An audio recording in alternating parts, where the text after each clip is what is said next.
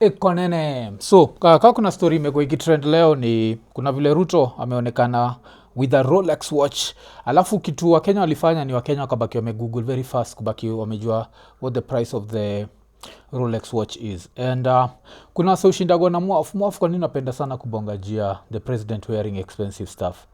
I always feel like flaunting wealth, especially in a situation whereby the people who are going to discover how much the watch is are unemployed youth. And I always feel like there has to be a certain level of humanity, especially when your wealth is questionable. Because this is something very interesting ili happen. Like majuzi, ni baki nimebongajia Ruto kucontribute. Alafu kuna msee fulani, akabaki ameandika kwa comments that Ruto sells 1.5 million eggs per day. So that made me super curious. Like the way people know how much the president sells per day, like 1.5 million eggs per day. And you have to ask yourself, like, this 1.5 million eggs, who is buying them per day? Because these things they're very simple to say. Because wasao samaga kitu kama, for example, nishai samaga ile idea kipumbavu kabisa nishaisikia. The idea was like the easiest way to be a billionaire is to supply salt. And the question is, there are no other people supplying salt. So this farm is in Sugoi. And the farm being in Sugoi, it's literally surrounded by poverty. Because, you know, I've never been to Sugoi, but I know. The same way every leader from Kenya, ni poverty. Kienda Udhaya, poverty. Gatondo, poverty. Niende wapi, niende Baringo, poverty. Niende Bondo, poverty. So these leaders, of course, they love poverty because poverty breeds sycophancy. And it breeds people who start thinking that a tribe is a win for them. So I'd want to know, like this 1.5 million eggs, who is buying them per day? So this guy sells, this one farm sells how many million eggs per month? It sells at least 45 million eggs per month. And where do the rest of the farms sell eggs? Because Kenya is a sort of country that I don't think there's anyone who eats eggs per day apart from bodybuilders and fitness people. Now, fitness in Kenya, I have to actually say it's a privilege. It's a privilege to actually be, to sit down and be like, you know what, I'm too fat. I need to work out. That's a privilege. A lot of Kenyans, they work out too. Intermittent fasting happens because they can't afford food. They work because they can't afford to use cars every day, use a matatu every day. So they don't need intermittent fasting. And because of that, inamaanisha hawanunui, wakinunua eggs, it's either to celebrate ama kuifanya ibaki imeenda na nini na sukuma wiki. Because don't forget, eggs are super expensive. Like one egg is around, I think right now ni 15 shillings. So eggs are super expensive. Hata ikikuwa huko ocha tuseme ni 10 shillings. So kuna msee alikuwa na reason hivyo that Ruto ana sell ni 1.5 million eggs per day. Okay, so tunaweza baki reduce hiyo tuseme maybe ali make mistake, alikuwa anamaanisha 100,000 eggs per day. But still the question would be, where is this market? Where is this ready market? And why is it that this ready market is always open for politicians? It's never open for the normal mtu. Wewe mwenyewe anzisha farm yako leo and try and sell eggs per day. And you see how hard it is. It looks very simple on paper. And eventually if you get someone to sell your eggs, might be these supermarkets where utapeleka eggs zako and then zikiuza ndio nachotewa. Zisipouza hauchotewi. Zikivunjika in the process, those are losses. So I think nime digress. Let's go back to why I always react about this. More react because number one, najua this is not clean wealth. Because clean wealth is very quiet. Like wewe mwenyewe kumbuka, like hizi times zote ushaona hata wasa kibongajia Bill Gates kuvaccinate wase, ushaona gawoche yake. Elon Musk anakuaga online like every day. Go and start looking for his watch and see. That's how clean wealth inakuaga quiet kiasi. Lakini illicit wealth is very loud. That's why you saw like as soon as Ase Waruto will come next to the government, they started wearing flashy shit. Like you had anaitwa Aaron Cheriot akitembea kama bata akitrai kutuonyesha red bottoms zake. Tukaona pia Aaron Cheriot was wearing a shirt worth like 200,000 shillings. Tukakumbuka nani, all of a sudden Murkomen loved Gucci shoes and wanted to wear expensive stuff. And these people keep like wondering, why are people so angry? The reason why people are so angry is you flaunt all this wealth, which we know is not clean money, and then when we tell you that we don't have jobs, you need to do something about it, you threaten us. You start calling us terrorists. Like even leo bado Murkomen ametuita terrorist. Alafu apart from kutuita terrorist, what was sad was the police. Remember the police wale tuliambwa are super independent. They were there behind him, just standing there looking like clowns, because now they've been told that they need to kill terrorists. So wako tu hapo nyuma. And it's sad that, as I keep saying, an interior minister, a cabinet secretary, is so obsessed with killing Kenyans that now inabidi abaki amejustify through kutuita terrorist. So as a fellow terrorist tukiwa mtaani, wacha tusikize vile msali kwa to address. And at least kuzi ana feature watch president ajali joka jacket ilikuwa 7 million. He heard about it, lame tuvalia watch. Damn, tuko lucky sana tuwezi ona ngodha. Those are terrorists that must have their day in court, and they must not get the assistance of any civilized person, let alone the Law Society of Kenya.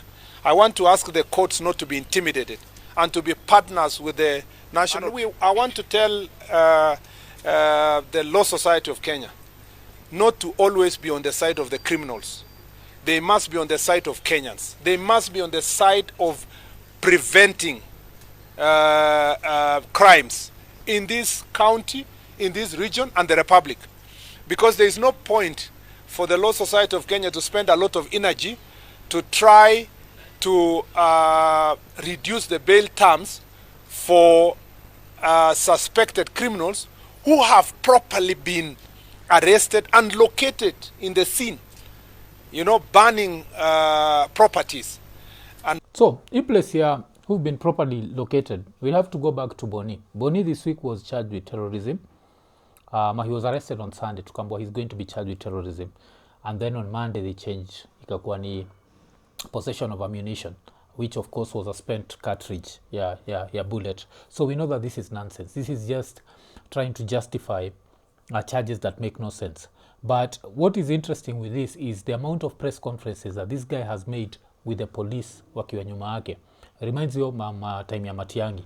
But at least a difference hiyo time na saa hizi ni Uhuru didn't pretend that the police were independent. At least him was alikuwa anatuonyesha tu the police wako under the executive. So cheki vila Karua kuko nyuma na wametulia. And banning police station and banning courts. Those are terrorists that must have their day in court, and they must not get the assistance of any civilized person, let alone the Law Society of Kenya. I want to ask the courts not to be intimidated and to be partners with the National Police Service.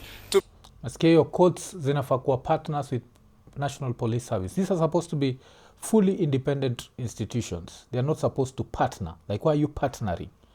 Najua, like, kazi ya the judiciary need to judge, like, did this happen?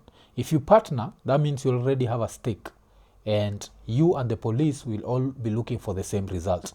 And that means that anyone who's charged will be at a disadvantage. But serikali mpya to be partners with the security sector in trying to forestall a crisis in the country. The reason why we have had crisis in the past is because people watch characters with bad utterances, politicians planning goons. Politicians planning goons. Of course we know the politician that was planning goons. Hiyo tunajua ni anaitwa Sakaja. Was Sakaja ever charged ama unajua anything? Was he ever asked anything? No. That didn't happen to him. So for this guy to claim that all of a sudden sasa ye mwenyewe anajua what's happening, and I don't know, like, but yeah. But ukisahau the expensive watches, one of the most interesting stories pia nimecheki ni IT expert Ndiangui Kinyagia tells court he's ready to testify on his disappearance. Senior lawyer Karua and LSK seek to withdraw from the case. So history ya Ndiangui imekuwa interesting because there are people who are contemplating, there are people who are, is it contemplating? No.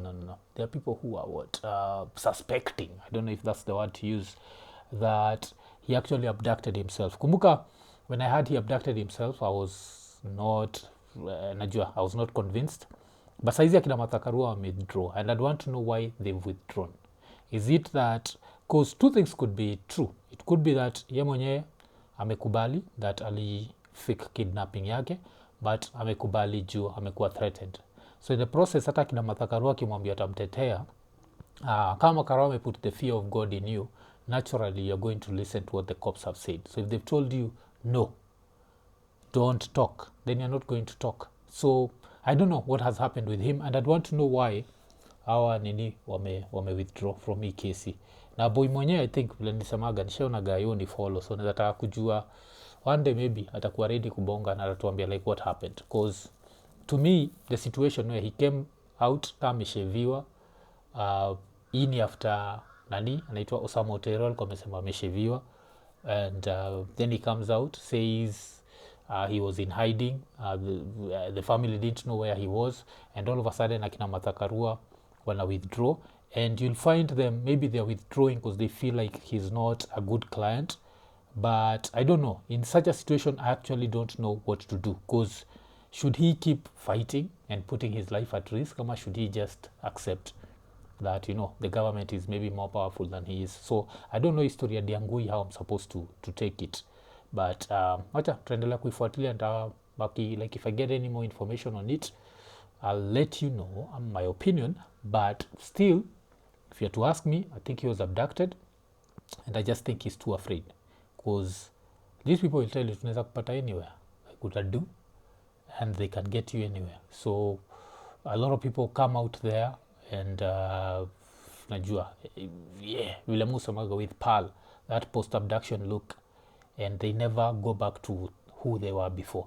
Mse kama Kibet Bull, I have to actually credit him, because he's one of the few people who even after that he's still as vocal as he was before he was abducted. But most people after that, they come out and below Samaga, they have the fear of God, and that's what's happening with oh boy. But as a fellow terrorist, I hope uko nje uko safe, because history ya maandamano, I think unasema bonga jua 8 tafadhali just stay at home, usidanganywe na usiputiwe pressure na wase. Mse kama nani Gaitho inasemekana yuko Lusaka, atakuwa hapo kwa forefront akikwambia uende, alafu something will happen to you. Just stay safe. We can't protest this guy out. The only way to get him out is through the ballot. It might look like it's too far, but it's not too far, and you might be there losing your patience. Just know that there are people who've been saying Kibaki must go 2007, Uhuru must go 2013, Uhuru must go 2017, Ruto must go 2022, Ruto must go 2023, and still wamekujoin na Ruto must go 2024, na Ruto must go 2025, and nothing has happened. So the fact that our say wali survive your time means you can survive this time. Don't have a death wish. Sabaki umeenda kwa streets, so may insist like mimi lazima nikuwe pale nini zizi. Igava itaendelea kufanya kile inafanya. So stay safe out there.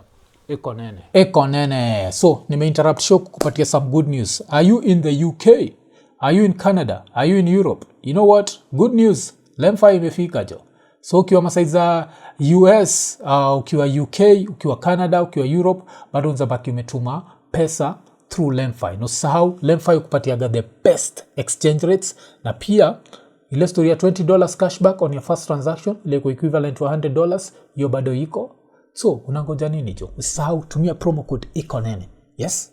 Alafu pia kitu moja na nibamba saizi juu ya Lemfi ni the fact that si lazima ubaki umeseti do kwa your mobile wallet, uzabaki umetransfer do direct from your debit card ikikuja, alafu the exchanges themselves zinakuwaga instant. Alafu saizi pia kitu mushina kanikiambia wasi wako US, jua still unzalipa bills za maparo ka uko maju.